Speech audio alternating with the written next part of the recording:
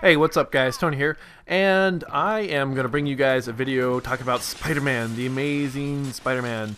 And I'm going to do my best to make this spoiler free. I know there are people out there just gonna be like, oh my god, I didn't want to hear all the information. But, like, for me, knowing plot points in a movie, like, I don't know, it doesn't really bother me. And I remember when, kind of dating myself here, but I remember when the Sixth Sense was out.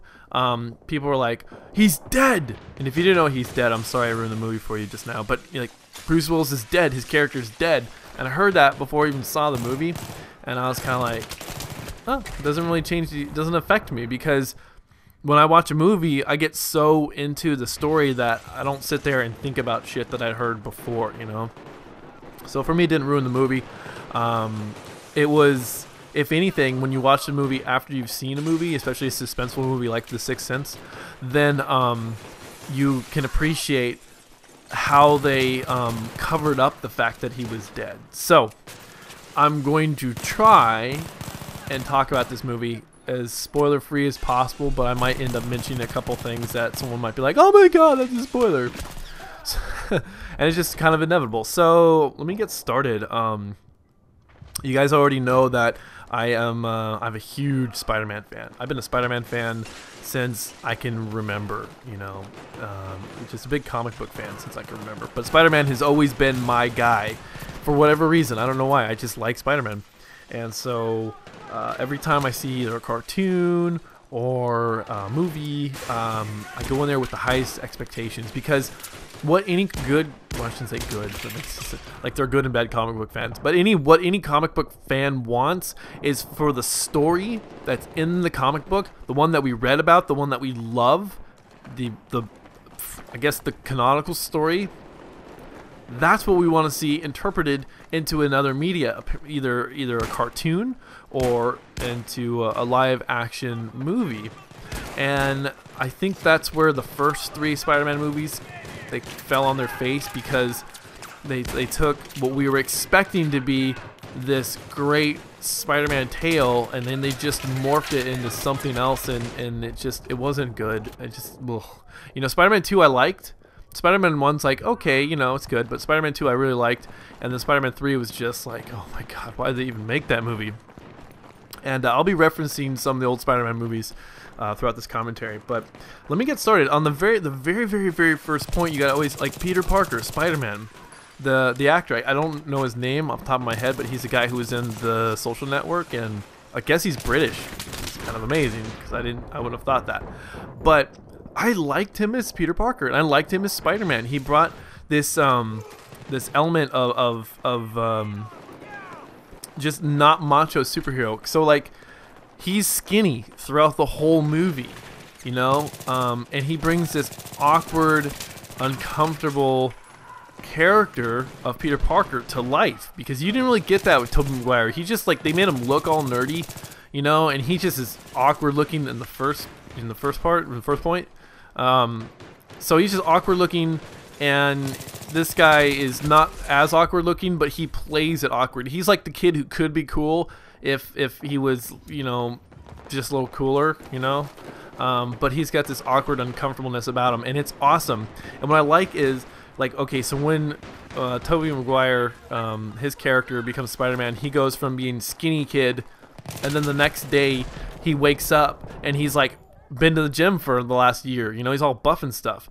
And what I liked is that, you know what, Peter Parker got bit by the spider, turns into Spider-Man, and he's just him, just a lot stronger. There's no, like, suddenly he's got toned buffed ass muscles, you know, he's just like, boom, he's just a regular guy with enhanced strength. And I thought that was really cool.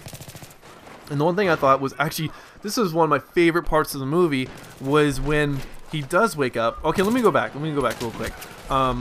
In the comic books, when Peter got bit by the spider, he goes home and he sleeps for like 2 days. He almost dies. And every single movie, they always seem to forget that part. They just kind of leave it out, because, you know, in this movie, like, okay, in the first Spider movie, he gets sick, you know, he looks like sick, and he goes and he sleeps like the rest of the day into the next morning, and he wakes up, you know, kind of fine. You know, he actually wakes up all buff and stuff. In this one, you know, he just kind of leaves Oscorp and he gets on the subway, and then there's this scene in the subway, and I'll talk about that in a minute. But you know, he kind of has the symptoms that he's getting sick, and when he gets home, he's like dripping with sweat. You can tell something's going on, and you can totally tell it's like he's acting like he's on drugs. You know, he's like eating everything in the refrigerator, and then he goes to bed and he wakes up the next morning and no big deal. And it's just kind of like, okay, that was a rather painless transformation. You know, I want to see that, like, this guy is lucky to have survived. I don't know why. I think I like that part of the story, and it's omitted. But like I said, the funniest part about the movie for me was in the beginning, where he wakes up and he's going through his morning routine, and he's not aware that he's got this extra strength because he squeezes a tube of toothpaste and it splatters all over the window, and he breaks the faucet, you know, and he breaks his door. And he starts breaking stuff because what he would normally do suddenly has been amplified by 10 or 100 times or whatever, you know, whatever his base strength is to get him up to being able to lift, you know, 10 tons, stuff like that. So he's breaking shit, and I find that really funny. And it happened in the subway scene because he was napping. I guess he wasn't feeling well. They don't really say that. He doesn't really show that he's not feeling well. He's just sleeping on the train. And this guy puts a beer on his head for whatever reason. I guess apparently if you'll fall asleep on a subway in New York, people are going to fuck with you.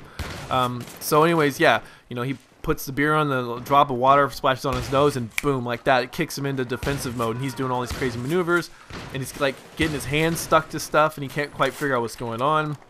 And then he, you know, you can tell he's gotten really strong when the guy tries to hit him with a skateboard, and he holds his arm up, and the guy's like, no, come on, man, not my board. Blow, you know.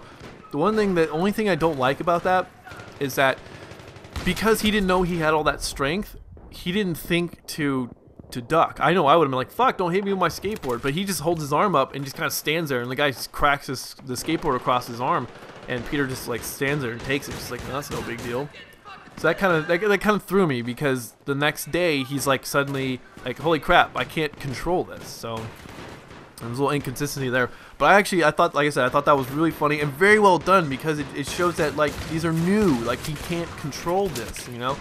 And then they go through that whole training montage, and what I really appreciate is the fact that he is a guy who is athletic enough to ride a skateboard and know all these tricks. So within him, there's already this base that he's somewhat athletic, even though he's this weird, nerdy science guy, you know. And so they show that, and they show us cool, like, you know, him sort of training and get used to, like, web swinging. And what I love, absolutely love, is the fact they brought in the web shooters, because it's a vulnerability for him. If he doesn't have his mechanical web shooters, then he can't swing around. I mean, he's just super agile. He can stick the wall, super strong, got a spider sense, but he can't go from A to B very quickly without jumping, you know, from building to building, which he's not strong enough to do. And there's even a point in there that he even stretches the limitations of his abilities, and he can't hit the web line. It's beyond where he can go because he can't jump far enough, you know. So there was a lot of that. What I really liked, I liked the Uncle Ben, Aunt May part of the movie, because it's just long enough for you to like Uncle Ben, and it's just long enough for you to get, you know, an appreciation for this is his home life. There's something missing, and you can kind of see that, you know, and you get a sense of their relationship and how it's sort of shifting. What I didn't like is the way that Uncle Ben got killed, because, you know, Peter, you know, he's starting to get into these fights. He's going around. Oh, sorry. Anyways, I'm kind of jumping around, but anyway, so he gets into sort of a scuffle with his Uncle Ben. You know, they're arguing about stuff because he wasn't there to. He went to Oscorp, and he wasn't there to pick up his aunt, like he said, and so he leaves, and May tells him, no, just let him go. You know, he'll come back. And then Ben chases him. The next thing you know, he's in New York City, and then Ben is the guy who's gonna stop a mugger. So it's those things like in this comic book, you know, Uncle Ben gets shot in his house because the mugger that Peter didn't stop at the wrestling match is the guy who shoots him. So in the original Spider-Man, the first 3 movies, I think they did that. Excuse me, I think they did that better. Just because it's not so. Forced, I guess, is the best way to put it. It seemed a little bit forced, but I guess the other things that I really loved, I just absolutely loved, was the human element of Spider-Man, because in the first 3 movies, Spider-Man really didn't get hurt.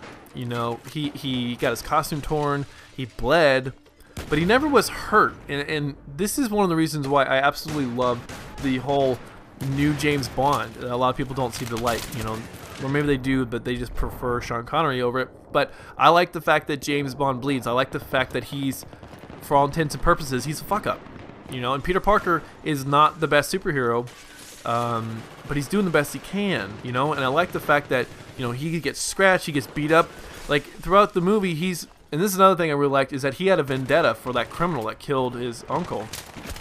And so there's a really cool scene in there where he's at Gwen Stacy's house eating dinner, and Captain Stacy's just like, you know, very much a prototypical cop. He's just kind of like, this guy is a menace. You know what? He's attacking criminals. You know, and then Peter is counters that he's a hero. You know, he's going out there taking down criminals.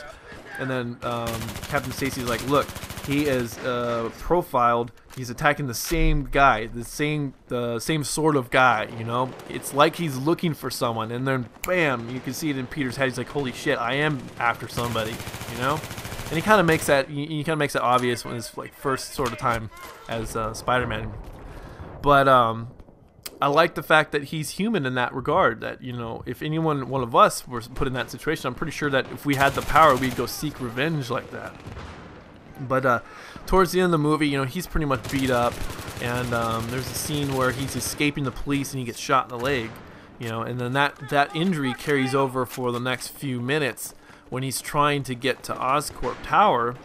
And like I mentioned, he tried to use his web shooter, but he couldn't jump far enough because his right leg has been shot, so he doesn't have the strength in that leg yet. So I love that. I just absolutely love that. There are some things in the movie that I think are kind of hokey, and for whatever reason, every time there's a Spider-Man movie, there's this whole like rah let's unite New York City. And they had a couple of those moments. One specifically was with this crane scene, you know, and it's just kind of like, oh, okay, yeah, let's help Spider-Man. Because I know in the first 3 movies there was a scene where, it was the first one. It was the first one where Green Goblin is attacking the Brooklyn Bridge, or one of the bridges, and all of a sudden all these New Yorkers start throwing bottles at Green Goblin. He's just like, yeah, stop messing with Spider-Man. You gotta mess with us. You're gonna mess with Spider-Man. You can mess with all us New Yorkers. Boom, and they got this whole like, let's unified New York City thing, and they kind of did that with Spider-Man in this movie too. It wasn't as blatantly obvious, but it was kind of like, okay, that's a little, I mean, it's a little cheesy, but I can accept that, you know. And then there was a part where Captain Stacy at the end of the movie sort of comes out of nowhere to help, to pretty much save Spider-Man from the lizard. I was kind of like, okay, that happened really fast, but you know what, whatever, it's a movie. And the one last thing I want to talk about is the cameo. This was by far Stan Lee's best cameo ever. Holy shit, was it awesome. The way they did it was awesome. And I'm not going to spoil that at all, but yeah, I actually really liked the movie. You know, I was thinking about it because I wasn't like blown away by it. I was expecting to kind of be blown away by it, but then again, when you come from, say, The Avengers, which is, you know, an epic movie, you know, and you go to The Amazing Spider-Man where it's one guy, it's a good movie. It really is a good movie, and I'll recommend it. If you guys are on the fence about seeing it, I would suggest, you know what, go see it. I didn't go see it in 3D. I know everyone's just like, go see it in 3D, but 3D is just not really my bag. I've never really been to a 3D movie, but it's just, I don't know. I'm too used to the hokey like 3D of yesteryears where shit comes out at you, and I hear that now like 3D adds depth and stuff. So maybe I'll check it out one day. I guess that would have been a great movie to check it out in, but it's just never really been my thing. So yeah, I give it a thumbs up. It's Tony approved, that's for sure. So anyways, guys, let me know in the comment section if you saw the movie. What was your best part? Hopefully this wasn't too much of a spoiler full commentary. You know, I danced around a lot of things, but I like it. I like the direction they're traveling, and I really hope they build upon it for another bunch of movies. And the last thing I want to say is I don't understand why it's got to be in groups of 3. The trilogy, you know, like James Bond's got a shitload of movies. Why can't we make, you know, Spider-Man 1, 2, 3, 4, 5, 6, 7, 8? You know, there are plenty of stories to tell. I don't think they need to be limited to 3 movies, because then that limits your storytelling ability. Because she's like, well, we're gonna have to conclude this by the 3rd movie. No, you could develop it further. You know, I mean, just change the Spider-Man actor if you want. I mean, there's no big deal with that. You know, they do that with James Bond. You know. So, anyways, guys, thanks thanks for watching, thanks for subscribing, and I'll talk to you guys later.